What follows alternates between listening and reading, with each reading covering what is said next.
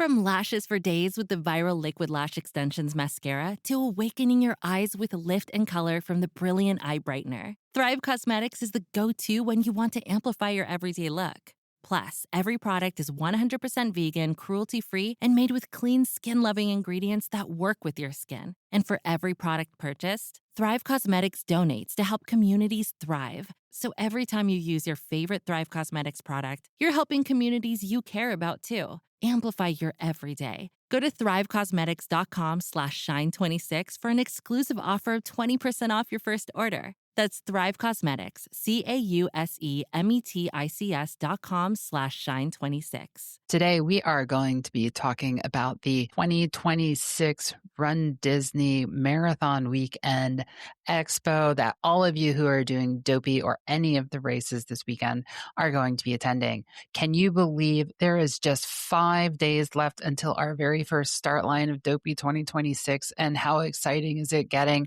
Looking at the Facebook forums, everyone is busy packing, dissecting the weather forecast, and debating on whether or not they should wear leggings despite the 73-degree average start time temperature.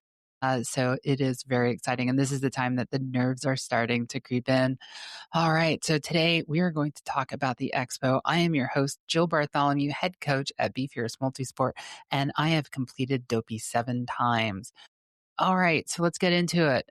So the expo is the collective of all of the pre-race events, including picking up our bib, opening up our wallets for the Run Disney merchandise that we probably don't need but desperately want, as well as picking up our t-shirts and going through the actual vendor expo, which is always super exciting. All right, so what is the expo? Man, it is so exciting. I don't know about you. If you've ever done it before, maybe you feel the same way, maybe you feel differently. If you've never done it before, I tell you what, if you are there when the gates open or if you're not, it almost doesn't matter. Walking past the ESPN Center Ball and up the alleyway to the main building where we get our bibs, that always sends chills down my spine. And I tell you what, if you are there when the gates open, the cast members are all waving you in as you're walking up the hill with the music playing, which and pro tip, if you have downloaded the Run Disney playlist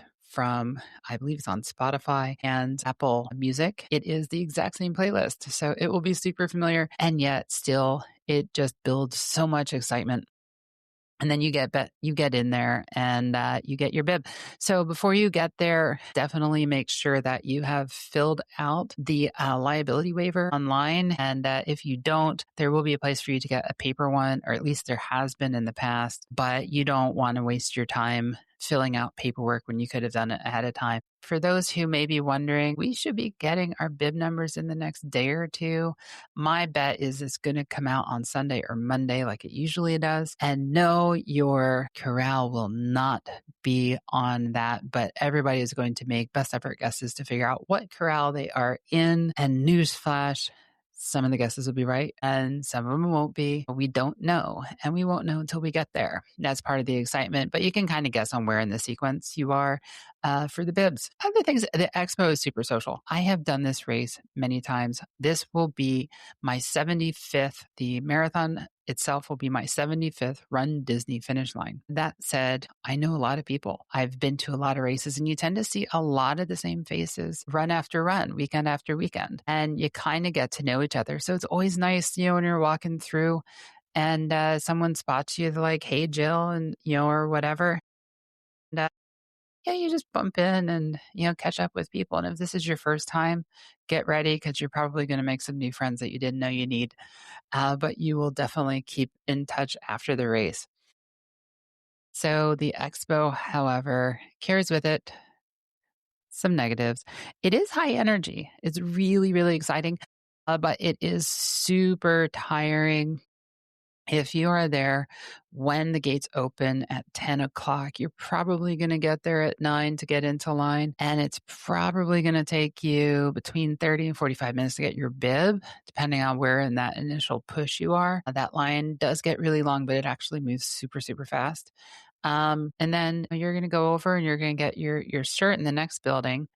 And that might take you another half hour or so. If you get caught up. And it's a big atmosphere. It's an energizing atmosphere, and there's going to be a lot of vendors. We know Advent Health will be there because they're always there. And we know that the Run company will be there with their booth, and we know that there will be food and plenty of it. And there will be a whole lot of other booths as well. And, a lot of times we just kind of want to wander through, but you know what? There's another 90 minutes gone. And by the time you know it, it's noon or 1 p.m. So you don't think of that. And then, if you go over and get the official Run Disney Marathon Weekend merchandise, well, unless you're in Club Run Disney, you're going to be doing the call ahead option in the app to get your place in line, and they'll tell you when to show up. So that said, you could be there all day. I would encourage you not to drink, although it's really easy because there's lots of options to get alcohol during this weekend, but it may not be the best option for your runs unless that's your thing, and it is for plenty of people. Okay, so during the weekend, during the expo, you are going to be standing a lot. You're going to be standing in line. You're going to be chit-chatting, carrying bags. We actually last year decided that we're going to start renting a car or driving our own car. We're fortunate enough we live on the East Coast. About an 18-hour drive for us, but we're going to bring our car this time.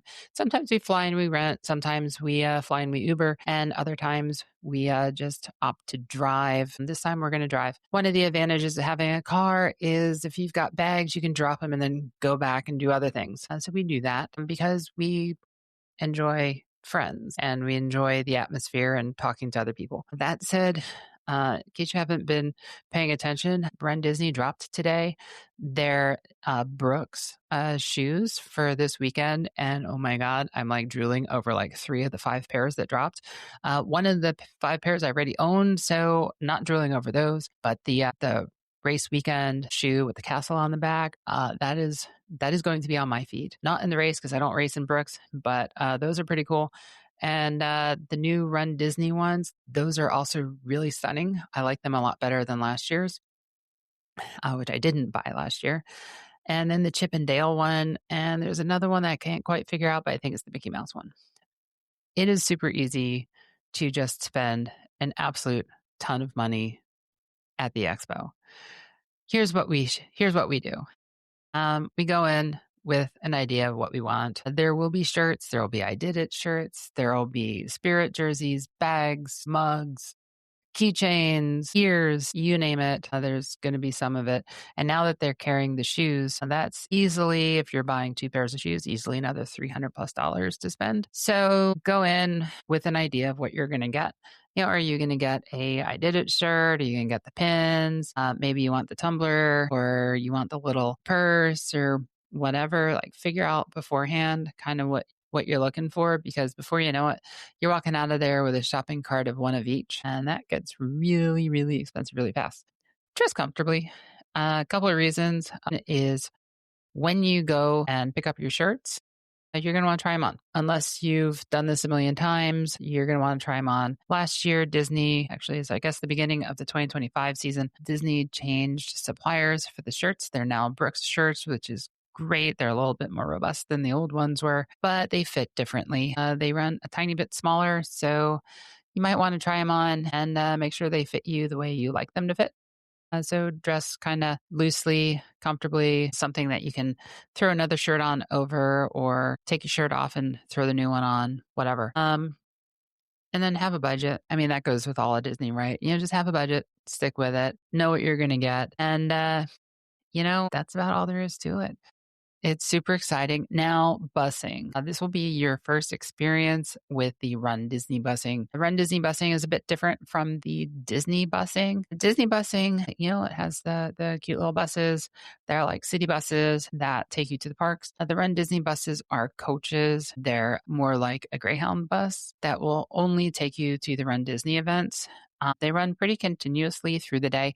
They don't necessarily pick you up at the same places that the regular buses do. So pay attention in the resort for the signs directing you to the bus stop. And just be aware that if you're asking the cast members where the bus stop is, they might not always know. So don't get too upset if they're not quite sure. But generally, it's going to be either out front of the main lobby or where the buses usually pick people up. If you're at resorts like Caribbean Beach, which has several bus stops, just know that the main building is usually where the buses are going to go. Sometimes they make the full leap, sometimes they don't. Really depends on the resort. But take a look in the expo guide that will have more information on the transportation. This year, we're staying at Animal Kingdom, which is a bit new to us on race weekend.